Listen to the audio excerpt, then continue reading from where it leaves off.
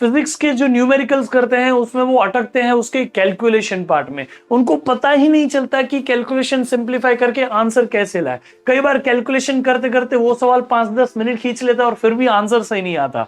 और मैं भी आपके जैसा ही एक स्टूडेंट था जिसका मैथमेटिक्स वाला पार्ट जो है हल्का सा वीक था। तो अगर आप नीट या सीयूईटी ऐसी कोई एग्जाम दे रहे हैं तो ट्रस्ट मी बेटा, मेरा मैथमेटिकल पार्ट वीक होने के बावजूद भी मैं सारे क्वेश्चंस के कैलकुलेशन अटेम्प्ट कर पाता हूं just because of this easy techniques and right formula जिसमें आपको कैलकुलेशन मिनिमम हो जाता है। आज मैं आपको पूरे फिजिक्स के वो सारे हैक्स बता दूंगा जिसकी वजह से आप अपने कैलकुलेशन को एकदम मिनिमाइज कर पाओगे, जिसकी वजह से आप अपने कैलकुलेशन का जो स्ट्रेस आता था उसको सही तरीके से सॉल्व करके तुरंत आंसर ला पाओगे, जो ज्यादा समय भी नहीं लेगा और आपके लिए काफी इजी कर देगा आंसर लाना। ठीक है, आपको पता है फिजिक्स का पेपर जो होता है उसमें 70% के आसपास न्यूमेरिकल्स ही होते हैं और न्यूमेरिकल में फॉर्मूले के एप्लीकेशन के अलावा बचता जो है वो कैलकुलेशन है। कैलकुलेशन हर क्वेश्चन में लगेगा ही लगेगा, इसीलिए कैलकुलेशन के वो सारे फॉर्मूला वाले हैक्स, सारे टिप्स एंड ट्रिक्स सब एक ही जगह पे मैं लेके आऊं, मस्त में मचा देंगे। चलिए शुरू करते हैं। सबसे पहला आपको मैं आज सारे बेसिक टेक्निक्स बताऊंगा जिससे आप कैलकुलेशंस को आसान कर पाओ। फिर मैं आपको इलेक्ट्रोस्टैटिक्स, करंट, इलेक्ट्रिसिटी के कुछ शॉर्टकट्स, कुछ ऐसे फॉर्मूला, कुछ आपको कैलकुलेशन के टेक्निक्स बताऊंगा। मैग्नेटिज्म, ईएमआई और एसी सर्किट्स के भी कई सारे शॉर्टकट्स है मेरे पास में, ऑप्टिक्स, मॉडर्न फिजिक्स के भी वो सब करा दूंगा। कुछ ऐसे पीवाईक्यूज में बताऊंगा कि देखो अप्लाई कैसे किया जाता है और आपको किस तरह से आप सही टाइम में 1 मिनट के अंदर एक न्यूमेरिकल वाला क्वेश्चन सॉल्व कर पाओ, ये मैं आपको आज बताऊंगा। तो एंड तक जरूर रुकिएगा, लास्ट में एक बहुत अमेजिंग गिव अवे भी है आपके लिए। ठीक है, बहुत मजेदार है वो, काफी सारे शॉर्टकट्स का एक पीडीएफ आपको मैं देने वाला हूं which is going to entirely change the level of preparation. उसमें काफी सारे क्वेश्चन आपको एज इट इज आपकी नीट की एग्जाम में, सीयूईटी की एग्जाम में, कोई भी एंट्रेंस एग्जाम दे रहे हो उसमें आपको मिलेंगे। जेई अगर आप दे रहे हो ना तो उसमें कई बार कैलकुलेशन में बहुत इन डेप्थ जाना पड़ता है, लेकिन नीट और सीयूईटी में आपको कैलकुलेशन का बिल्कुल बर्डन नहीं आएगा। और ये मेरे अपने 10 साल के पढ़ाने के एक्सपीरियंस आपको कह रहा हूं कि कोई भी सीयूईटी या नीट का पेपर उठा लो, बहुत rare of the rarest question ऐसा मिलेगा जिसमें कैलकुलेशन टफ हो। अदरवाइज आपका अप्रोच रॉन्ग हो जाता है तो कैलकुलेशन टफ लगता है, अदरवाइज होता ही नहीं है कभी उतना टफ। ठीक है, चलिए तो शुरू करते हैं। अभी हम सबसे पहला आपको बेसिक नंबर्स याद रखने पड़ेंगे, जैसे पाई की अप्रोक्सीमेशन। पाई कई बार ना बहुत आपको परेशान करता है, तो पाई को 3.14 की जगह सीधा 3 लेके सॉल्व कर लो। कई बार पाई को आपको 22/7 रखने से भी हो जाएगा। अब ये तो ऑब्वियसली आप सभी को होता है, लेकिन यहां पे दो ऐसी चीजें हैं जो आपको काम आसान कर देगी। सबसे पहला है जी की वैल्यू को आप 9.8 लेते हो ना बेटा, तो 9.8 की जगह आप अप्रोक्सीमेटली 10 भी ले सकते हैं। तो जी की वैल्यू को 10 लेना और पाई स्क्वायर की वैल्यू को भी 10 लेना, दोनों से काम हो जाता है भाई। तो आप पाई स्क्वायर की वैल्यू को 10 ले सकते हैं, तो जी की वैल्यू को आप पाई स्क्वायर भी बोल सकते हैं। समझ में आ गया कि नहीं?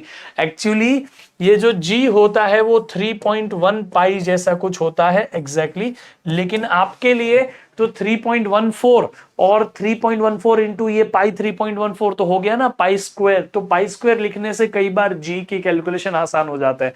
कितना आसान हो गया ना, जी कितनी बार आप यूज करोगे कैलकुलेशन में, पाई स्क्वायर के साथ आपका कैंसिलेशन हो जाएगा कई सारे पाई के नंबर। सो प्लीज इसको याद रखिएगा, ये नीट का फेवरेट है। जहां पे भी पाई स्क्वायर आए वहां जी या 9.8 या 10 लेके काम कर लो, आपका काम हो जाएगा। नहीं आए तो आप स्क्वायर बना के आगे की चीजें सॉल्व कर सकते हैं। याद रहेगा बेटा। चलिए now let's move on to the next part. आपको दूसरा कुछ बेसिक रूट्स और ये सब याद रखने होते हैं। ये जो रूट्स है ना, ये सारे काफी काम आते हैं कई बार आपको। जैसे कि √2 0.14 होता है, इसको भूलना मत। 0.14 होता है, सॉरी 1.4 होता है। 1.4 का एक दूसरा नंबर जो आप है वो याद रखिए 140%। अगर मैंने ऐसा लिखा कि 100 इंटू √2 तो आपको 140 आंसर आएगा, याद रखिएगा। समझ गए। इसी तरह से 1/√2 जो होता है 0.7 होता है, यानी 70% हो जाता है किसी भी वैल्यू का। तो 100 इंटू 1/√2 जो करोगे तो आपका आंसर जो है वो 70 हो जाएगा। तो ये जो है एक रेफरेंस नंबर मैंने आपको बता दिए। आपको पता है कि ये 1/√2 और √2 वाला पार्ट ना एसी सर्किट्स में बहुत यूज होने वाला है, तो प्लीज इसको भूलना मत, ठीक है। ये नंबर हो गया। √3 के बारे में आपको 1/√3 रेयर ऑफ द रेयरेस्ट है, लेकिन √3 जो है वो बहुत बार यूज होता है, तो √3 आपको 1.7 170% ऐसे कुछ याद रख सकते हो। जो भी नंबर से √3 मल्टीप्लाई कर दो वो नंबर का 170% ले लेने का, ठीक है। अब ये हो गया। एक दो बेसिक ऐसे नंबर है जो बहुत रिपीट करते हैं, सीबीएसई तो ऑलमोस्ट हर क्वेश्चन में रिपीट करता है, वो है 10 सेंटीमीटर। जानबूझ के डिस्टेंस जो है सेंटीमीटर में दिया जाएगा। आपको सेंटीमीटर को कैसे भी याद रखना है, आपको उसको पावर्स में याद रखना है तो भी ठीक है। 10⁻⁻1 मीटर याद रख लो, है ना। 10 सेंटीमीटर को 10⁻⁻1 मीटर याद रख सकते हो, सॉरी हाँ 10⁻⁻1 मीटर, या फिर आप 0.1 मीटर भी बोल सकते हो। तो आपको जो नंबर आसान लगे आप पुट कर सकते हो। सेंटीमीटर 10 सेंटीमीटर डिस्टेंस कई बार यूज होगा। आर की वैल्यू 10 सेंटीमीटर दे देंगे, डिस्टेंस 10 सेंटीमीटर दे देंगे, रेडियस 10 सेंटीमीटर दे देंगे, बहुत बार यूज होगा। जस्ट डायरेक्टली 10 सेंटीमीटर की जगह पे ये डालने की आदत रखो। इसका फायदा क्या पता है, कई बार पावर्स ऑफ 10 होते हैं वो आपके इसके साथ में निकल जाएंगे। आपको मल्टीप्लीकेशन में 10 डालनी, डिवीजन में 10 डालने की जरूरत ही नहीं पड़ी। समझ में आ गया, याद रखिए। नेक्स्ट जो टेक्निक है वो ये है कि अगर आपको कोई ऐसी पेयर ऑफ नंबर दिखती है जिसका आंसर 10, 100, 1000 ऐसा कुछ बन जाए तो उसको पहले ले लीजिए। मैं बोलता हूं 10, 100, 1000 क्या 200 हो जाए, 400 हो जाए, कोई भी ऐसे नंबर्स जिसको मल्टीप्लाई करने से आपको ऐसे आ जाए 10 के पावर, तो आप उसको पहले अप्रोच कर लीजिए। क्यों? आपको कोई भी कैलकुलेशन में हमेशा याद रखना है, कैलकुलेशन के वक्त में नंबर्स अलग कर दीजिए, पावर्स अलग कर दीजिए। 10 के पावर्स अलग से, सारे 10 के पावर को एक साथ सॉल्व करके अलग 10 का पावर पहले से बना लीजिए, फिर बचे हुए नंबर्स को सॉल्व करके आंसर लिखिए। फिर भले ना आप डेसिमल शिफ्टिंग करो। समझ में आ रहा है कि नहीं आ रहा है? याद रखिएगा इस चीज को। अगर आपको एग्जैक्ट नंबर ऑफ डिजिट्स नहीं पता हो ना, तो आपको सिग्निफिकेंट फिगर्स में नंबर ऑफ डिजिट्स पता करने के लिए रूल दिए थे, उस हिसाब से एक्चुअली में नंबर ऑफ डिजिट्स रखने होते हैं आंसर में। याद रखना, अगर कोई भी नंबर्स ऐड हो रहे हैं तो answer will have least number of decimal places. कोई भी जो उसके नंबर्स के लीस्ट डेसिमल प्लेसेस है उतनी डेसिमल प्लेसेस आप रख सकते हैं। अगर कुछ नंबर मल्टीप्लाई हो रहे हैं, डिवाइड हो रहे हैं, तो उस केस में आप रख सकते हैं आंसर अपना लीस्ट सिग्निफिकेंट फिगर्स का। ये सिग्निफिकेंट फिगर्स के रूल हर कैलकुलेशन में अप्लाई करने होते हैं, बस आपको यूजुअली कोई टीचर्स बताते नहीं कि पूरे फिजिक्स में अप्लाई करके उसके थ्रू आंसर लाना है। आई होप आपको कैलकुलेशन का एक बेसिक टेक्निक समझ गया कि भाई नंबर्स अलग से सॉल्व करो, पावर्स अलग से सॉल्व करो, 10 की पावर सारी एक साइड कर लो, फिर उसको सॉल्व करके एक 10 का पावर बना लो, नंबर्स अलग से कर लो। जिसमें आपका अगर रेडियस या डिस्टेंस कभी 10 सेंटीमीटर दे दिया, भाई नसीब है तुम्हारा, उसको अलग से 10 के पावर के साथ ही इंक्लूड कर लो। समझ में आ गया? बढ़िया बढ़िया टेक्निक है, बहुत बार अप्लाई करना पड़ेगा, ठीक है। आपको पावर जो है 10 का वो सॉल्व करने के लिए तो मैंने आपको बता दिया, लेकिन आपको ना एक चीज याद रखनी है। यहां मैंने लिखा है कि एसआई यूनिट यूज करना है, ठीक है, लेकिन आपको एक छोटा सा टेक्निक ये ध्यान में रखना है, सेम यूनिट सिस्टम होनी चाहिए। सेम यूनिट सिस्टम आपको देनी है, ठीक है। सेम यूनिट सिस्टम होनी चाहिए। सब सीजीएस तो सब सीजीएस। मैं आपको बेस्ट सजेशन ये देता हूं कि ऑप्शंस देखिए, क्योंकि एंट्रेंस एग्जाम में आपके पास ABCD ऑप्शंस होते हैं ना, इन ऑप्शंस का यूनिट पता करिए। वो जो यूनिट है ना, उस यूनिट में ही क्वेश्चंस के डेटा को कन्वर्ट करिए और फिर सॉल्व करके आंसर वाले यूनिट में आंसर लाइए। इससे बहुत एफर्ट्स बच जाएंगे, लिटरली बहुत एफर्ट्स बच जाएंगे, ठीक है। तो याद रखिएगा, कन्वर्ट पहले करिए, बाद में कैलकुलेशंस करिए। बाद में कन्वर्जन आंसर लाएंगे फिर कन्वर्ट करेंगे, ये मत करिए। क्योंकि क्वेश्चन में टीचर ने ना, जिसने क्वेश्चन डिजाइन किया वो सोल्यूशन देख के डिजाइन करता है कि हाँ ऐसा सॉल्व करना पड़ेगा, ये टेक्निक से काफी सारा समय बच जाएगा बच्चे का। अगर उसको ये टेक्निक पता है कि नहीं, चलो इस क्वेश्चन से टेस्ट करते, इस अप्रोच से टीचर सेट करते हैं पेपर्स को। ठीक है, चलो ये बात याद रख लीजिए। अब मैं आपको कुछ पीवाईक्यूज मेथड पे जाने के पहले मैं एक दो बातें बताना चाहता हूं। बहुत सिंपल सी बातें हैं जो आपको पता होनी चाहिए। अगर कोई भी प्रॉब्लम है आपके सामने और उस प्रॉब्लम में मल्टीपल फॉर्मूला लग रहा है, फॉर्मूला 1, फॉर्मूला 2, फॉर्मूला 3, तो सबसे बड़ी गलती जो करते हैं बच्चे, फॉर्मूला 1 का आंसर निकालते हैं फिर 2 में डालते हैं, 2 का आंसर निकाल के फिर 3 में डालते हैं। ये गलत अप्रोच है, मत करिए। आप तीनों पहले फॉर्मूला से जो आपको सॉल्व, मतलब जो आपको फॉर्मूले का रीअरेंजमेंट करना है करिए, उसको सेकंड में डालिए, सेकंड में जो रीअरेंजमेंट करना है करिए, तब तक वैल्यूज डालिए ही मत, टर्म्स के साथ खेलिए, फिर थर्ड में डालिए। एक बार आपका फाइनल फॉर्मूला बन जाए, ठीक है, एक बार आपका फाइनल फॉर्मूला बनना है, उसी में सब्स्टिट्यूशन करिए। सब्स्टिट्यूशन के बाद आपका calculation will be the last step. इसमें कन्वर्जन भी यहां नहीं होना चाहिए, कन्वर्जन आपका सब्स्टिट्यूशन के पहले होना चाहिए, याद रखिए। जैसे मैं आपको एक छोटा सा, मुझे एक पीवाईक्यू पता है नीट का, इसलिए मैं बता रहा हूं आपको। एक क्वेश्चन था जिसमें बोला था कि टॉर्क की वैल्यू ये है, इलेक्ट्रिक फील्ड की वैल्यू ये है, एंगल ये दिया है, तो साइन थीटा दे दिया है, और आप बताइए कितना चार्ज होगा। तो चार्ज निकालने के लिए पहले पी निकालना पड़ता है, पी मतलब डाइपोल मोमेंट। अब पी निकालोगे, फिर पी की जगह, डाइपोल मोमेंट की जगह क्यू इंटू 2a डाल दोगे, फिर आप यहां से क्यू निकाल लोगे। आप ये गलत अप्रोच अपनाओगे। अगर यहां से आपने पी निकाला, फिर कैलकुलेशन किया, पी निकाला, फिर पी की वैल्यू यहां सब्स्टिट्यूट की, फिर 2a डिवाइड करके क्यू निकाला, ये मत करिए। सब्स्टिट्यूट पी हियर, तो ये क्या हो जाएगा, Q 2a e sine theta. अब ये आप जरा सोच के देखो कितना आसान हो जाता है आपके लिए कैंसलेशन करना। ये सारे नंबर्स को आप आपस में कैंसिल कर सकते हैं, क्योंकि वो क्वेश्चन में ये जो साइन थीटा की वैल्यू थी वो 1/2 आ रही थी, ई की वैल्यू ऑलरेडी 2 थी या 400 थी समथिंग, और ये जो 2a सेंटीमीटर था वो भी 2 था, ऐसा कुछ था। तो इससे कितना आसान हो गया ना कैलकुलेशन। सोच के देखो, ये टॉर्क की वैल्यू 4 थी, कितना इजी हो जाता है calculation when you just make the final formula and then do the substitution. Clear हो गया बेटा? आई होप कि आपको अभी ये क्लियर है। अब कुछ यहां पे मैं आपको टेक्निक्स अभी बताने जा रहा हूं, चैप्टर बाय चैप्टर, जरा उसको याद रखिएगा, ठीक है। ये आपको पता है कि नीट 2019 में ये सवाल पूछा गया था, बॉल को हमने ड्रॉप किया 20 मीटर की हाइट से, find the time it takes to reach. तो 20 मीटर की हाइट हो गई, 10 मीटर की हाइट हो गई, 20 मीटर की हाइट हो गई, 1 सेकेंड में डिस्टेंस हो गया, 2 सेकेंड में। ये वैल्यूज आपने अगर याद रखी हुई ना पहले से तो बहुत अच्छा है। क्यों? अल्टीमेटली ना ये ड्रॉप्ड बोला है क्योंकि ये फ्री फॉल है। फ्री फॉल में कुछ नंबर्स आपको याद होने चाहिए, तो याद रख लेना कि आप मेथड जो है यहां पे देखो, जी की वैल्यू 10 डाल दोगे तो आपको पता चल जाएगा 2 सेकेंड हो जाएगी आपके आंसर, मतलब time it takes to reach the ground, 20 metre travel करने के लिए 2 सेकेंड। तो आपको ये पता होना चाहिए, अप्रोक्सीमेटेड नंबर आपके पास होना चाहिए। डायरेक्टली ये शॉर्टकट आप अप्लाई कर सकते हो, t is equal to √40/g, मतलब ये आंसर है।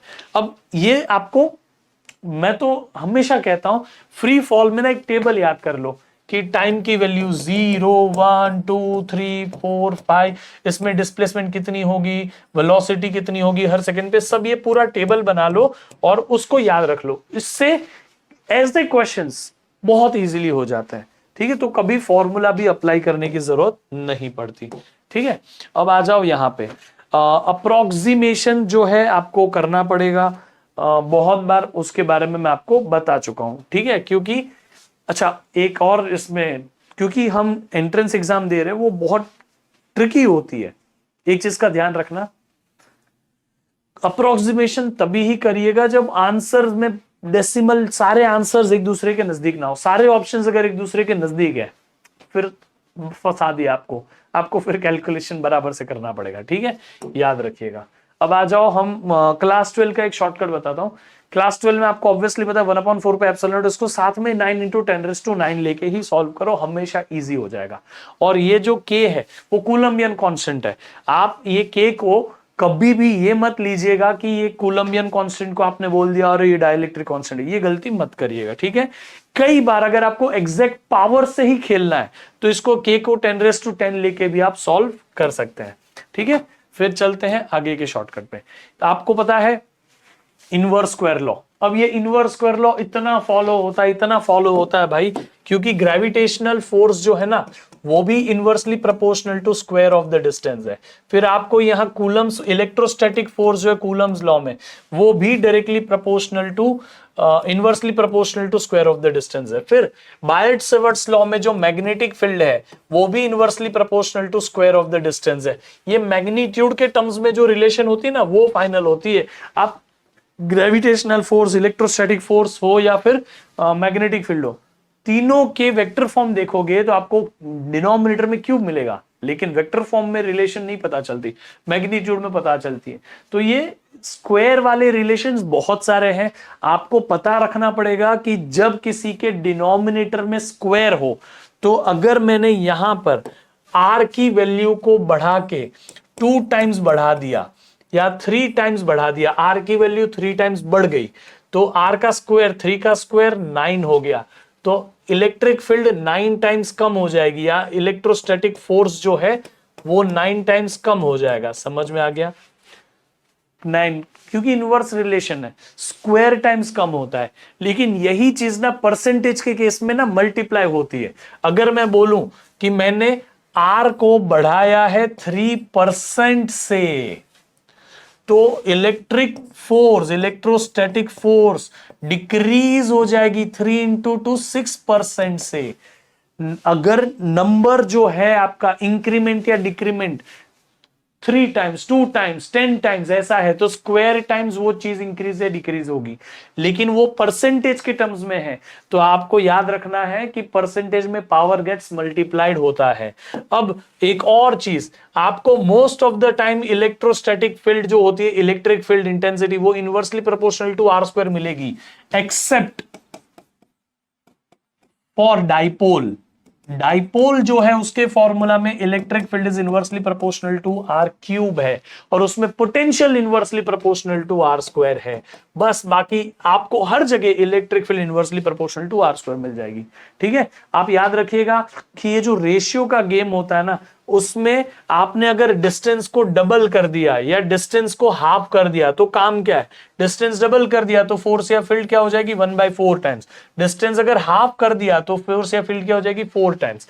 ये नंबर्स के n टाइम्स 10 टाइम्स ऐसा सब है और ये परसेंटेजेस है। परसेंटेज में सिर्फ ये स्क्वायर टाइम्स हुआ ना, 2 का स्क्वायर 4, 2 का स्क्वायर 4। अगर इधर 3 होता तो इधर 1/9 होता, अगर इधर 3 होता 1/3 होता तो इधर क्या होता 9 होता। लेकिन ये 3 × 6, 4 × 2 8 ऐसे चलता है। आई होप कि आपको समझा पावर्स के परसेंटेजेस के टर्म्स में क्या डिफरेंस होता है और वो सब। फिर एक और बहुत फेमस है, ये बहुत फेमस है लेकिन बहुत सारे टीचर पता नहीं बताते क्यों नहीं है, एंड जेई की टीचर्स के बीच में ये शॉर्टकट बहुत फेमस है।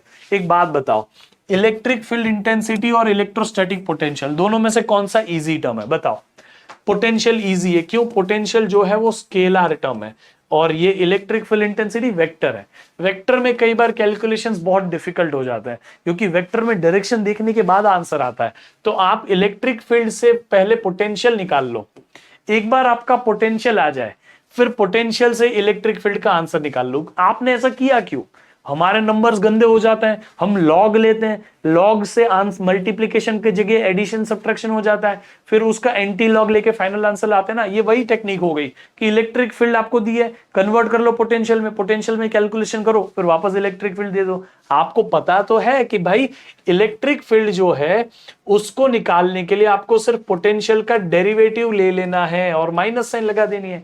फिर बाद में आप पोटेंशियल, बाद में आपको करना कुछ नहीं है, इलेक्ट्रिक फील्ड का इंटीग्रेशन कर देना है।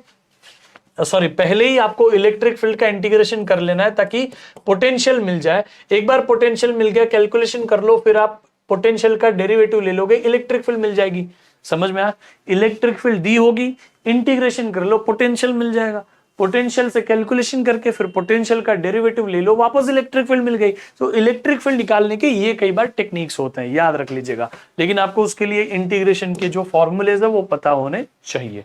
बाकी सिमेट्री रूल, जीरो कैलकुलेशन मतलब क्या होता है कि before you pick up your pen look at the symmetry calculating the field from 4 identical charges at the corner. अगर आपको ऐसा बोल दिया कि ये 1 2 3 4 चारों चार्जेस सेम है, सब कुछ सेम है, सेंटर पे इलेक्ट्रिक फील्ड बताओ। Equal charges equal distance, centre पे इलेक्ट्रिक फील्ड जीरो होती है, पता है ना? सिमेट्री है तो, सिमेट्री नहीं है तो नहीं होगा। पोटेंशियल सेंटर पे जीरो, ऐसे नहीं होता है। तो आपको अगर कहीं ऐसा मिल जाए कि हाँ सिमेट्री दिख रही है, जीरो आंसर कहीं पे भी दिख जाए ना, जैसे एक क्वेश्चन नीट 2019 में पूछा था या 21 में पूछा था, उन्होंने बोला कि एक कंडक्टर है जिसके अंदर हर जगह इलेक्ट्रिक फील्ड जो है, हर जगह जो पोटेंशियल जो है वो कांस्टेंट है, हर जगह सेम पोटेंशियल है, तो बताओ अंदर इलेक्ट्रिक फील्ड कितनी? उन्होंने जानबूझ के पोटेंशियल की वैल्यू दे दी और डिस्टेंस दे दिया ताकि आप पोटेंशियल डिवाइडेड बाय डिस्टेंस करके इलेक्ट्रिक फील्ड निकालो, लेकिन ये करना ही नहीं था। क्यों? क्योंकि इलेक्ट्रिक फील्ड हर जगह जीरो होती है अगर पोटेंशियल कांस्टेंट है, पोटेंशियल का डेरिवेटिव ही इलेक्ट्रिक फील्ड होता है, कांस्टेंट पोटेंशियल मतलब इलेक्ट्रिक फील्ड जीरो। सो ऐसी चीजों को पता करने का थोड़ा सा सेंस रखिएगा, ठीक है? फिर ये एक फॉर्मूला है, आपको ये फॉर्मूला तो बहुत यूज होने वाला है, लाइन चार्ज का शॉर्टकट। एक्चुअली ये फॉर्मूला ऐसे कंडक्टर, इनफाइनाइटली लॉन्ग कंडक्टर जो होता है, इनफाइनाइटली लॉन्ग कंडक्टर में आर डिस्टेंस पे अगर मुझे यहां इलेक्ट्रिक फील्ड चाहिए तो फॉर्मूला होता है, कितना होता है पता है आपको? हाँ पता है, lambda upon 2 pi epsilon naught r. ये फॉर्मूला में प्रॉब्लम ये है कि ये गंदा कैलकुलेशन मांगेगा, पाई की वैल्यू रखो, एप्सिलॉन नॉट की वैल्यू रखो, नेवर डू दिस फॉर्मूला, इसका काम ही मत यूज करो। दूसरा फॉर्मूला इसी में रीअरेंज किया आपने, यहां पे ऊपर 2 से मल्टीप्लाई किया, नीचे 2 से मल्टीप्लाई किया, तो ऊपर 2 नीचे 2, तो नीचे 4 बाय एप्सिलॉन नॉट आ गया, जिसकी वजह से के आ गया, और फिर यहां पे जो ऊपर 2 से मल्टीप्लाई किया 2 लैम्बडा बाई ये नीचे आर का आर। अब आप सोचो के की वैल्यू तो आपको पता है 9 इंटू 10⁻⁹, ये 2 into lambda upon r, simple आपका आंसर आ गया। आपने अगर कंपैरिजन किया हो, मैंने आपको कई बार ये फॉर्मूला बताया है, मैग्नेटिक फील्ड का फॉर्मूला ये होता था, magnetic field for a straight line current carrying conductor is mu naught I upon 2 pi r. अब सोचो ये भी कितना गंदा दिख रहा है, लेकिन ये और ये कितना सिमिलर है, देख के देखो, यहाँ पे लैम्बडा की जगह करंट, आर की जगह आर, 2 पाई, और ये म्यू नॉट जो है उसकी जगह 1 अपॉन एप्सिलॉन नॉट। लेकिन इसमें कैलकुलेशन बहुत डिफिकल्ट हो जाता है, तो आप करिए ये कि ऊपर 2 नीचे 2 मल्टीप्लाई कर देंगे तो नीचे 4 पाई हो जाएगा, म्यू नॉट अपॉन 4 पाई 10⁻⁷ हो जाता है। और अब ये दोनों फॉर्मूले कितने आसान है, इजी है, इधर कूलम्स कांस्टेंट, इधर म्यू नॉट अपॉन 4 पाई, 2 का 2, लैम्बडा की जगह करंट, और यहाँ पे आर का आर। अब ये सीधा 10⁻⁷ दे देगा। सोचो कैलकुलेशन बिकम सो इजी, हाँ कि ना? इस तरह से आपको याद रखना है।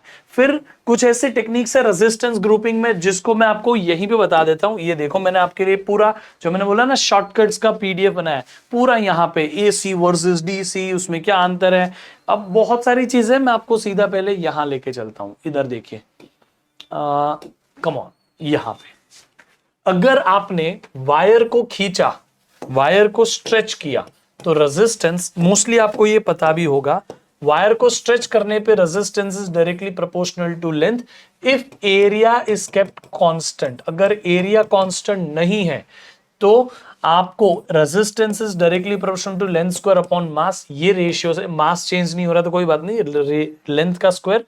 वैसे आप ये रेशियो में मास चेंज हो रहा है तो ही मास रखिए, अदरवाइज सिर्फ r is directly proportional to l square रख सकते हैं if area is changing. Area कैसा है बेटा? चेंजिंग है। तो ये मैंने यहां बताया, लेकिन इसके भी एक लेवल ऊपर यहां है। अगर वायर को स्ट्रेच किया, लेंथ उसकी इंक्रीज हो गई n टाइम्स, रेजिस्टेंस हो जाएगा n स्क्वायर टाइम्स। अगर आपने रेडियस डिक्रीज कर दी n टाइम्स तो उसका रेजिस्टेंस हो जाएगा n⁴ टाइम्स। सिंपल यहां पे डायरेक्ट दिया है, ठीक है? आप याद रखिएगा परसेंटेज के टर्म्स में x% अगर इंक्रीज होगा तो 2x% यहां पे लेंथ x% इंक्रीज होगा तो 2x% लेंथ इंक्रीज होगा, क्योंकि मैंने बोला ना l का पावर 2 है तो पावर मल्टीप्लाई हो जाएगा, तो परसेंटेज के इसमें पावर मल्टीप्लाई हो गया।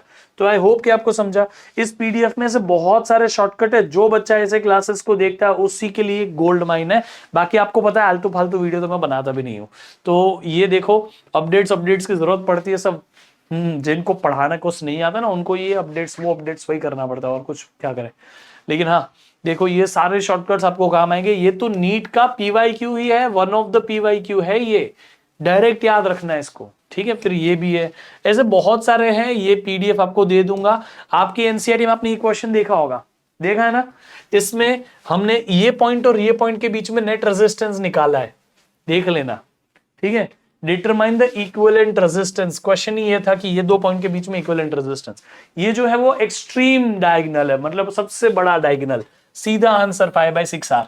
आर की वैल्यू, हर एक रेजिस्टेंस की जो वैल्यू डाल दो, ईच रेजिस्टेंस 12 ओहम, 12 रेजिस्टेंस है, ईच ऑफ 1 ओहम, तो आंसर हो गया 5/6, है ना, इजी हो गया। कोई भी फेस का डायगोनल, ये एक फेस है, उसके एक डायगोनल पे, ये पॉइंट पे आपको, ये दो एक्सट्रीम पॉइंट पे जो डायगोनल है फेस का, उसमें 3/4R रेजिस्टेंस।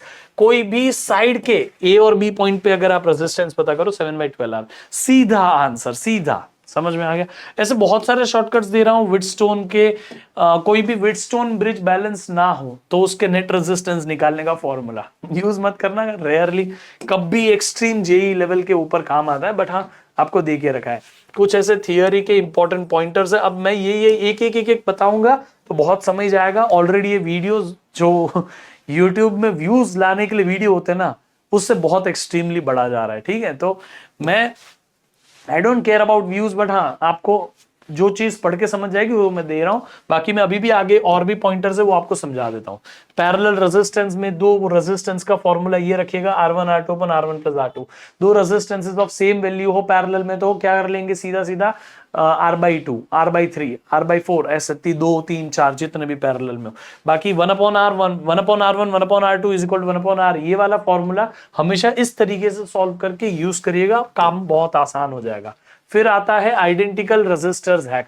आपको सीरीज में अगर बोल दिया 10 रेजिस्टेंसेस है तो n टाइम्स R, पैरेलल में बोल दिया तो R/n, ये तो आपको ऑलरेडी पता ही होगा। लेकिन रेजिस्टेंस के केस में ना बहुत सारी सिमेट्री के फायदे मिलते हैं। सिमेट्री के फायदे क्या होता है, जो भी सिमेट्री की लाइन है उस लाइन में से जो पास हो रहा है उसको हटा दो, समझ में आ गया, या पॉइंट्स को डिस्कनेक्ट कर दो, बहुत सारे फायदे मिलते हैं, ठीक है।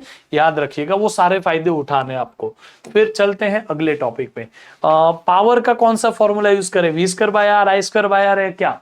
तो एक्चुअल में आपको आंसर ये है, पावर का फॉर्मूला यूज करने के लिए, कहां गई पेन टूल, हाँ, तो पावर का फॉर्मूला यूज करने के लिए सबसे बेस्ट होता है कि अगर मैं किसी रेजिस्टर के ऊपर बात कर रहा हूं, ये रेजिस्टर नीचे हो गया, ये सेल, यहां हो गया एक और रेजिस्टर, ठीक है, फिर यहां पे भी एक दे देता हूं। तो अगर मैं आपको ये कहता हूं कि इस रेजिस्टर के ऊपर पावर बताओ, तो आप I²R, V²/R या VI जो यूज करना चाहो कर सकते हो, यही हकीकत है। इसलिए तीनों फॉर्मूला के बीच में इक्वल टू लिखा जाता है। लेकिन फिर आपको इसी रेजिस्टर के अक्रॉस का वोल्टेज, इसी रेजिस्टर के अक्रॉस का जो करंट है और इसी का रेजिस्टेंस लेना पड़ेगा। फिर आप जो फॉर्मूला यूज करना चाहो कर लो। अब बच्चे गड़बड़ कहां करते पता है, वो गड़बड़ ये करते हैं कि पैरेलल कॉम्बिनेशन में करंट डिवाइड हो जाता है, फिर भी वो पैरेलल में I²R का फॉर्मूला यूज करते हैं और I जो है वो मेन वाला डाल देते हैं। हर रेजिस्टर के अक्रॉस अलग करंट है और आप कोई भी दूसरे का करंट घुसा दोगे वहां पे तो आंसर गलत ही आने वाला है, क्योंकि वो उस रेजिस्टेंस के अक्रॉस के करंट को डालने पे ही सही आंसर देगा पावर का। और टोटल पावर चाहिए तो टोटल रेजिस्टेंस डालना पड़ेगा, टोटल करंट डालना पड़ेगा। फिर आप किसी एक ब्रांच का करंट डालोगे तो नहीं चलेगा। आई होप आपको लॉजिक समझे। वैसे ही होता है कि सीरीज कनेक्शन में, सीरीज कनेक्शन जो होता है वहां पे वोल्टेज डिवाइड हो जाता है और बच्चे क्या करते हैं, कोई भी टोटल वोल्टेज को डाल देते हैं V square by r formula में। अरे हर रजिस्टर के अक्रॉस वोल्टेज अलग है। आप ये अगर ये और ये सीरीज में है ना, इसके अक्रॉस वोल्टेज अलग है। आपने अगर यहाँ V square by r use किया और ये टोटल वोल्टेज घुसा दिया तो आंसर रॉन्ग ही आने वाला है। नहीं समझा? समझा ना? तो याद रखिएगा, इसीलिए आप उल्टा करिए। अभी सीरीज में वोल्टेज अलग अलग होता है, तो पैरेलल में वोल्टेज सेम रहता है, तो पैरेलल में V square by r formula use कर ले और सीरीज में I square r formula use कर ले। जब जब जरूरत पड़े तो ये पहले प्रेफरेंस रखिए, आंसर रॉन्ग आने के चांसेस बढ़ जाएंगे। अरे आंसर रॉन्ग आने के चांसेस कम हो जाएंगे। ठीक है, बाकी मैक्सिमम पावर ट्रांसफर थ्योरम में कई बार इसको क्वेश्चन आपको पूछ ले कि मैक्सिमम पावर कब ट्रांसफर होगा सर्किट में, तो इंटरनल रेजिस्टेंस और एक्सटर्नल रेजिस्टेंस की वैल्यू जब सेम हो तब मैक्सिमम पावर ट्रांसफर होता है। मैक्सिमम करंट भी पूछते हैं कभी कभी, मैक्सिमम करंट कब होता है सर्किट में, तो I is equal to E upon capital R plus small r, पता है ना ये EMF के अक्रॉस करंट का फॉर्मूला। तो इसमें अगर कैपिटल R की वैल्यू 0 हो तब जाके मैक्सिमम करंट मिलेगा, तो I का मैक्सिमम वैल्यू क्या होगा बेटा, simple E upon small r। और मैक्सिमम पावर कब होगा, जब आपका कैपिटल R और स्मॉल r सेम हो, तो यहाँ 2R आ जाए और फिर आप ये करंट को पावर के फॉर्मूला में रख दो, तो मैक्सिमम पावर उस वक्त में ट्रांसफर होगा। तो मैक्सिमम पावर ट्रांसफर थ्योरम बोलते हैं उसको, इसकी कोई डेरिवेशन की जरूरत नहीं है। फिर आ जाइए मैग्नेटिक फील्ड में। मैग्नेटिक फील्ड में बहुत ही इजी हिसाब है बेटा, आपको कोई भी आर्क दे दे, मतलब आर्क आपकी किसी भी शेप की हो, जैसे कि आपकी आर्क अगर सेमी सर्कुलर है या क्वार्टर सर्कुलर है, ठीक है, क्वार्टर सर्कल है, या फिर कोई छोटा सा इतना सा आर्क है, तो इन सारे केसेस में आपको सिंपल एक फॉर्मूला अप्लाई करना है। मैं तो ये सब फॉर्मूला को भी भूल जाता हूं, मैं आपको सिंपल फॉर्मूला बताऊं, बहुत इजी है, इससे भी आसान, ये भी अच्छा ही है। पूरे लूप का formula mu naught I upon 2R और उसमें थीटा बाई 2 पाई डाल दो, आंसर आ गया। मैं याद रखता हूं magnetic field for any arc is mu naught upon 4 pi I by r into theta. बस थीटा की वैल्यू रेडियंस में डालिएगा, इतना करना है। अब जैसे अगर पूरा सर्कल होता तो थीटा कितना होता, थीटा है 2 पाई, पूरे सर्कल का रेड एंगल 360 डिग्री होता है, यहां डाल दिया 2 पाई, तो 2 2 छू, पाई पाई छू, यहां 2 बचा, mu naught I upon 2R, mu naught I upon 2R हो गया ना पूरे सर्कल का। नहीं समझा? आधे सर्कल का करना होता तो पाई डालते, तो mu naught I upon 4R, mu naught I upon 4R आधे सर्कल का। समझ में आ गया कैसे करना है?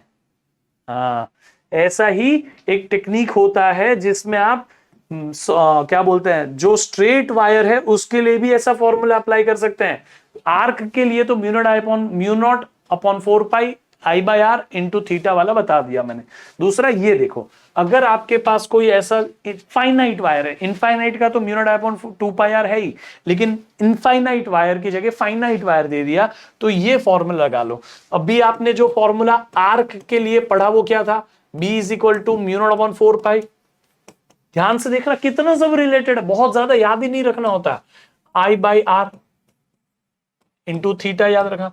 अब यहां पे फाइनाइट वायर के लिए आपको मैग्नेटिक फील्ड में सब कुछ ये सेम रख लेना है, mu naught upon 4 pi, which makes your calculation easy, I by r, है ना। अब यहां बस ब्रैकेट बदल जाएगा, ब्रैकेट के अंदर मैं बोलूंगा आप यहां पे फॉर्मूला यूज करें sine theta 1 plus sine theta 2 वाला, कॉस वाला भी है, कॉस में ये एक्स्ट्रा ये एंगल्स काम आएंगे, साइन में अंदर के एंगल्स काम आएंगे, मैं अंदर के एंगल्स यूज करता हूं, sine theta 1 plus sine theta 2, ठीक है। तो ये जो भी वायर है उससे r डिस्टेंस पे ये एंगल और ये एंगल पता कर लीजिए, थीटा 1 थीटा 2, ठीक है। तो ये फॉर्मूला आई होप कि आपको पता होगा, नहीं पता है तो ये कितना सिमिलर है सोच के देखो, ठीक है। अब चलते हैं आगे। ये तो आपको मैंने बता दिया आपको। Circular motion of the charge, charge जब सर्कल घूमता है उस केस में बहुत सारे फॉर्मूले काम आते हैं। मैग्नेटिक फील्ड में अगर कोई भी चार्ज ऐसे परपेंडिकुलर वेलोसिटी रखेगा तो वो चार्ज सर्कुलर मोशन घूमेगा। I am not making it right actually conceptually right, क्योंकि उसके लिए आपको लगाना पड़ेगा राइट हैंड थंब रूल या फ्लेमिंग्स राइट हैंड रूल। अभी के लिए right hand thumb rule apply किए बिना मैं आपको सिंपली ये बता रहा हूं, ये फॉर्मूला के बहुत सारे वेरिएंट है जो आपको मे भी पता ही ना हो। क्या पहला variant R is equal to m v upon q b as it is है कि नहीं, एम वी जो है मोमेंटम है, तो r is equal to momentum upon q b है। फिर मोमेंटम जो होता है वो root of 2 times mass times kinetic energy होता है। तो आपने R is equal to root of 2 times mass times kinetic energy लिख लिया, अपॉन लिख लिया क्यू बी। काइनेटिक एनर्जी कुछ चार्ज्ड पार्टिकल्स के लिए Q इंटू पोटेंशियल होती है, तो यहां आपने एक और फॉर्मूला लिख लिया, root of 2 times mass times kinetic energy को लिख लिया q v upon q b. अब सोचो, इसको थोड़ा सिंप्लीफाई करने पे समझ में आता है कि B जो है वो बाहर लिखना पड़ेगा और बचेगा क्या, root of 2 times mass times potential upon q. Q जो है वो रूट के अंदर घुस जाएगा। ये कितने सारे फॉर्मूला है, radius is directly proportional to velocity, radius is directly proportional to momentum, radius is directly proportional to root of kinetic energy, radius is directly proportional to voltage, radius is inversely proportional to charge when kinetic energy is constant. तो अलग अलग terms में अलग अलग फॉर्मूले use होते हैं। कई बार ये प्रोटॉन अपॉन अल्फा का रेशियो, तो उस केस में आप डायरेक्ट ये फॉर्मूला अप्लाई कर सकते हो सीधा सीधा। मैं तो बोलता हूं ये नंबर ही याद रख लो, ये जो रेशियो है ना प्रोटॉन और अल्फा का, रेडियस का रेशियो, प्रोटॉन रिलीज किया।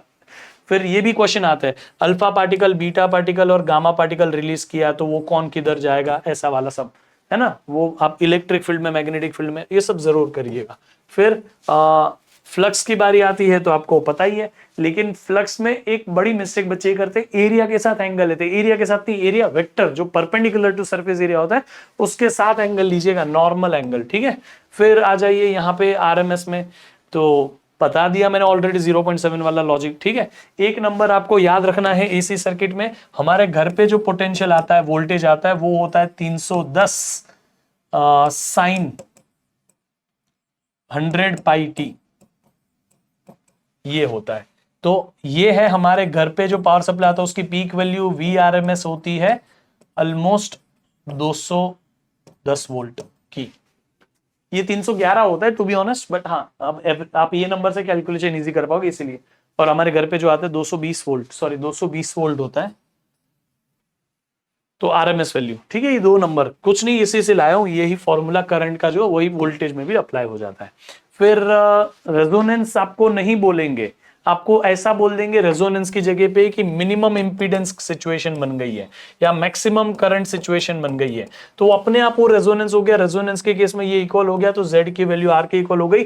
करंट का जो फॉर्मूला है वो भी V by r, I is equal to V by r. V करना है, नीचे R ले लेना है, Z लेने की जरूरत ही नहीं है। फिर समझ गए। ऐसे कॉस थीटा कॉस पाई का जो फॉर्मूला होता है पावर फैक्टर का, वो भी आपके लिए आसान हो जाता है। बहुत सारी चीजें इजी हो जाती है, बस आपको आइडेंटिफाई करना है कि दिया है क्या वो ऐसा, ठीक है। फिर बच्चे बहुत मिस्टेक करते हैं लेंस के फॉर्मूले में और मिरर के फॉर्मूले में। लेंस में बीच में माइनस होता है, उसकी मैग्निफिकेशन का जो फॉर्मूला है उसमें V बाई यू प्लस में होता है। मिरर में बीच में प्लस होता है और उसका मैग्निफिकेशन में जो होता है माइनस V बाई यू होता है। समझ में आ गया, इस चीज को भूलना मत, ठीक है, याद से। अब मैं आपको एक और चीज बता दूं, U को हमेशा नेगेटिव ही लीजिएगा, U always negative. Height of an object is always positive, याद रखिए। अब मिरर के लिए, ठीक है, या मिरर के लिए रियल इमेज अगर बोल दी, या मैं आपको बोलूंगा ही नहीं कि ये याद रखो, छोड़ो इसको, भूल जाओ। सिंपल, जो हमारा कोऑर्डिनेट सिस्टम है ना, उसमें इस तरफ सब पॉजिटिव, ऊपर सब पॉजिटिव, इस तरफ सब नेगेटिव, नीचे सब नेगेटिव। इसके हिसाब से सेंटर को ले लो, ऑप्टिकल सेंटर को ओरिजिन लेके फिर बात करो, तो काफी इजी हो जाएगा चीजें, ठीक है। ये याद रख लेना। तो साइन कन्वेंशन के बिना इसमें सब्स्टिट्यूशन मत करना, और जो नहीं पता, जो क्वेश्चन में ढूंढना है, उसकी साइन कभी मत रखिएगा, याद रखना, इसको ऑप्टिक्स में बहुत काम आएगा। अब मैग्निफिकेशन की वैल्यू का मैग्निफिकेशन का जो लॉजिक है वो लेंस और मिरर दोनों में सेम है। ग्रेटर देन 1 तो बड़ी इमेज, लेस देन 1 तो छोटी इमेज, ग्रेटर देन 0 मतलब क्या, ग्रेटर देन 0 में तो लेस देन 1 और ग्रेटर देन 1 दोनों आते हैं। इसका मतलब यह है कि पॉजिटिव मैग्निफिकेशन जो होता है वो आपको कहता है वर्चुअल इमेज बन रही है, नेगेटिव मैग्निफिकेशन जो कहता है वो कहता है रियल इन्वर्टेड। लेकिन एक्चुअली में अगर माइनस साइन है तो -2 का मतलब है माइनस मतलब रियल इमेज, 2 का मतलब है बड़ी इमेज। -1/2 है तो माइनस का मतलब रियल इमेज, 1/2 मतलब डिमिनिश्ड इमेज, ऐसे निकालना होता है।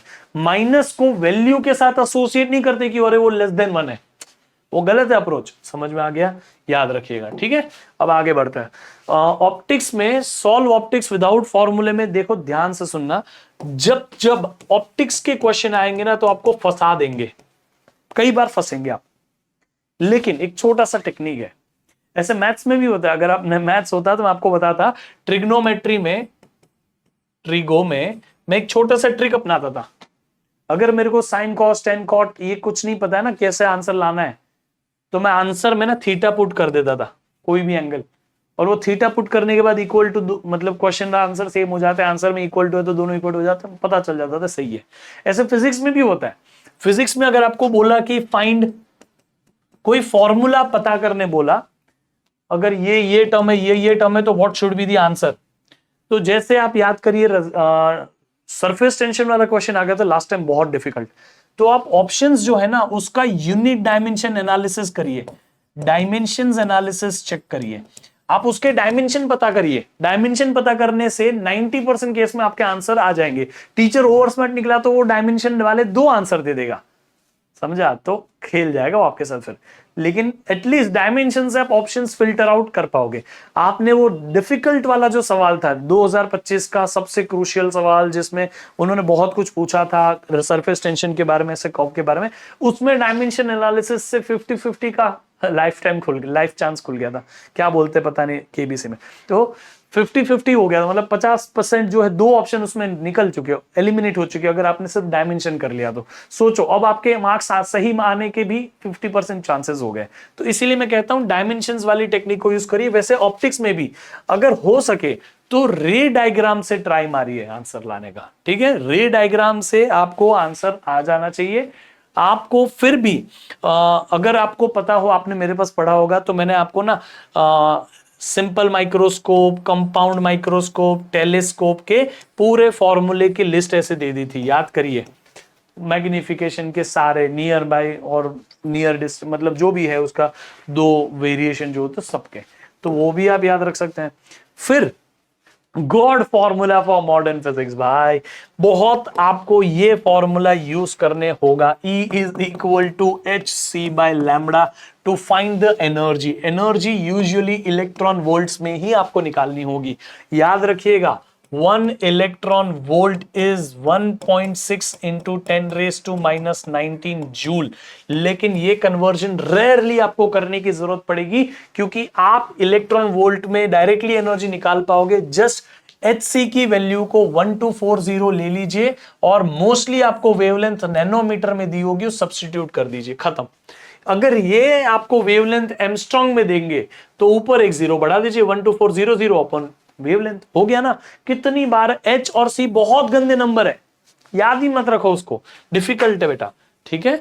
इससे अच्छा आपको फ्रीक्वेंसी भी दी है ना, फ्रीक्वेंसी का वेवलेंथ निकाल के फिर भी आप आंसर ला सकते हो, कई बार इजी हो जाता है, ठीक है। लेकिन फ्रीक्वेंसी के केस में h न्यू करना बहुत बहुत ऐसे टाइम्स होते हैं जहां पे इजी होता है कंपेयर टू डूइंग दिस। लेकिन आपको कहीं पे भी अगर फ्रीक्वेंसी के साथ में नंबर ऐसा दिख गया 12400 के साथ कैंसिल हो रहा है, 1240 भी आप 1200 लेके ऑलमोस्ट सिंप्लीफाई करके आंसर अप्रोक्सीमेटेड ला सकते हो। फिर डिपेंड्स कि आपको कैलकुलेशन में ऑप्शंस में कितना डेप्थ इन डेप्थ कैलकुलेशन दिया है। फिर Einstein's equation of photo electric effect, यहां पे देखो ये स्टॉपिंग पोटेंशियल कई बार दिया होता है आपको कि 3 वोल्ट स्टॉपिंग पोटेंशियल है, काइनेटिक एनर्जी बताओ, अरे 3 वोल्ट का ही 3 इलेक्ट्रॉन वोल्ट हो जाता है, नो कैलकुलेशन इज रिक्वायर्ड, ठीक है, याद रखिएगा। अब बाइंडिंग एनर्जी के केस में ये m की वैल्यू मासेस जो है मोस्टली आपको AMU में दिए होंगे, और AMU में मासेस हो ना तो डेल्टा m निकालने के लिए you will just need addition और subtraction, no multiplication will be required unless and until वो z into MP a minus z into mn ये होता है, तभी ही आपको मासेस तो सिंपली ऐड सब्ट्रैक्ट करके डेल्टा m निकालना है। जो भी प्रोडक्ट का मास, रिएक्टेंट का मास, या टोटल न्यूक्लियॉन्स का मास माइनस न्यूक्लियस का मास, जो भी है वो करके डेल्टा m निकाल लो। मल्टीप्लाई बाय c² मत करो, बाइंडिंग एनर्जी जो होती है वो डेल्टा m इंटू c² होती है ना, लेकिन c² करने की जरूरत ही नहीं है, क्योंकि आप डेल्टा एम को ए एम यू में डाल रहे हैं, तो सी स्क्वायर हटाओ और सी स्क्वायर की जगह 931.5 रख दो, आपका आंसर अपने आप मेगा इलेक्ट्रॉन वोल्ट में आ जाएगा। कोई दूसरा कैलकुलेशन सी स्क्वायर का करने की जरूरत नहीं पड़ेगी। ठीक है बेटा, ये याद रखिएगा। फिर आते हैं नेक्स्ट, अभी बहुत ही कम बाकी है, ये तो आपको अभी सिलेबस से भी हटा दिया है। हाँ, यहां पे आइए, अगर आपको बोला वेव नंबर, सिर्फ उसी केस में आप आर की वैल्यू 1.097 इंटू 10⁻⁷ सब्सटीट्यूट करेंगे, अदरवाइज आर की वैल्यू कभी सब्सटीट्यूट मत करिए, कभी नहीं। क्योंकि अल्टीमेटली अगर आपको वेव लेंथ निकालना पड़ा, वेव लेंथ जो होता है वो लैम्बडा होता है, तो उसके लिए आप कुछ भी यहां जो नंबर्स उनको सॉल्व करोगे तो 1/r बन जाएगा, बाकी जो भी नंबर है वो रहेगा। 1/r को 911 लिख लो एंगस्ट्रॉम में, और ये जो नंबर है उसको मल्टीप्लाई कर दो, आपका वेवलेंथ बन गया। Every wavelength will be a multiple of 911। It becomes so easy. मैं आपको पूरा टेबल दे देता हूं चाहिए तो, ये देखो पूरे शॉर्टकट्स का, मैंने बोला ना डाया पैरा फेरो का एकदम डिटेल डिफरेंस, ये लेंस लॉ का, एसी सर्किट में अलग अलग जो वेव फॉर्म होते हैं, अलग अलग वेव फॉर्म होते हैं ना, तो उसके आरएमएस वैल्यू, एवरेज वैल्यू सब यहां पे दिया है। अब यहां आपको मैं ये दे देता हूं टेबल, ये पूरा टेबल रखो। 1/r 911, पहला वेवलेंथ 911 है लाइमन सीरीज का, ठीक है, सीरीज लिमिट मतलब जो इंफिनिटी से 1 पे आएगा वो। फिर 4/3 इंटू 1/r, तो 4/3 इंटू 1/r है ना, ये 1/r, तो हो गया 911। तो 4/3 इंटू 911 1216 हो गया। इतना आसान हो जाता है कैलकुलेशन, बस आपको सही तरीका पता होना चाहिए। और इस टेबल में मैं आपको सारी सीरीज लिमिट और सारे फर्स्ट मेंबर्स दे रहा हूं। ये फर्स्ट मेंबर्स है सारे, ये सीरीज लिमिट है सारी। आपको ये सीरीज लिमिट जो है वो मिनिमम वेवलेंथ है, ये मैक्सिमम वेवलेंथ है, ठीक है बेटा, हर सीरीज की। तो पूरा टेबल आपको मिल ही गया है, अब तो आपको कोई टेंशन की जरूरत ही नहीं है। समझ में आ गया कि नहीं, याद रखिएगा। बाकी मैंने आपको बहुत सारी चीजें बता दी है, ये पावर्स वाली मेथड, रेशियो वाली मेथड, रेशियो वाले बहुत सारे क्वेश्चन आएंगे। प्लीज रेशियो के लिए हमेशा लास्ट में रेशियो सब्स्टिट्यूट करके आंसर लाइएगा। जी की जगह 10 लेने का, पाई स्क्वायर की जगह 10 लेने का, ये सब बता दिया। और आंसर ऑप्शंस नजदीक नजदीक ना हो तो ऑब्वियसली बाकी सब मैंने आपको टेक्निक्स बता दी है, ठीक है। और कुछ है 3 राउंड पेपर स्ट्रेटेजी जो है हमारे पास, ये है कि आप जैसे ही आपके पास फिजिक्स का सेक्शन जब आप अटेम्प्ट करें तो सबसे पहले 2 से 3 मिनट लगाइए, मैक्सिमम 5 मिनट लगा सकते हैं आप, और सारे question fast fast fast fast read करते जाइए। जस्ट फास्ट रीडिंग, पहले ही नजर में जो सवाल थ्योरी है उसका आंसर पता चल गया, पेपर में टिक करते जाइए, खत्म, ठीक है। ओएमआर में कहीं पे भी अभी आपको डालने की जरूरत नहीं है, ये सीबीटी में थोड़ा डिफिकल्ट पड़ जाता है, नो, लेकिन ये कर लीजिए, ठीक है। सीबीटी में fast fast fast fast click click click click आगे बढ़िए। फिर जो क्वेश्चन आपको ऐसा लगते थे कि अरे ये आता है मेरे को लेकिन अभी कैलकुलेशन करना पड़ेगा, उसको मार्क एंड रिव्यू करिए, या तो रिव्यू कर लीजिए, रिव्यू में रखिए। रिव्यू का फीचर होता है सीबीटी में आपको, बाकी पेन पेपर मोड है तो सिंपल ये करना है, सर्कल मार दीजिए, हाँ ये क्वेश्चन मैं कर पाऊंगा।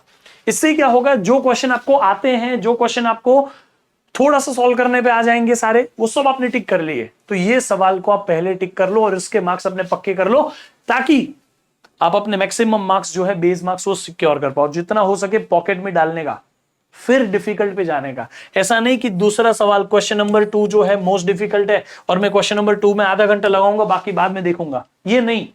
No question is worth of more than 2 minutes, याद रखिएगा, ये रूल है, ठीक है। और लास्ट जब आप सारे इजी क्वेश्चन, सारे छोटे मोटे कैलकुलेशन वाले क्वेश्चन सब कर लो, उसके बाद सबसे ट्रिकी, सबसे लेंदी क्वेश्चंस पे घुसने का, ये परेशान करेंगे, लेकिन यही आपके रैंक डिसाइड करेंगे। लेकिन ये पहले करोगे तो फेल हो जाओगे, प्लीज ये मत करेगा, ठीक है बेटा। आई होप कि आपको समझा। बाकी don't just solve, simplify the calculation, that's the class for today. ये बहुत टाइम से मैं मेहनत कर रहा था ये पीपीटी बनाने के लिए, काफी डिटेल में मैंने बनाई है ताकि आपको सारे शॉर्टकट्स एक साथ दे दूं। कैसा लगा ये वीडियो जरूर बताना, एंड मचाते रहेंगे हाँ इसी चैनल पे, ठीक है। आई होप कि आपको ये वीडियो अच्छा लगा। ये पीडीएफ आपको टेलीग्राम पे मिल जाएगा। और हाँ एक और चीज, आपको प्लीज अपने जो भी जूनियर्स है, आपको अगर ये चैनल से हेल्प मिली है तो उनको बोलिए कि भाई यहाँ पे आए, पढ़े, इस साल अपना मचा दे, ठीक है। चलो bye bye, take care guys, hype जरूर कर देना वीडियो, क्योंकि बहुत सारे बच्चों को हेल्प की जरूरत है इस वीडियो की।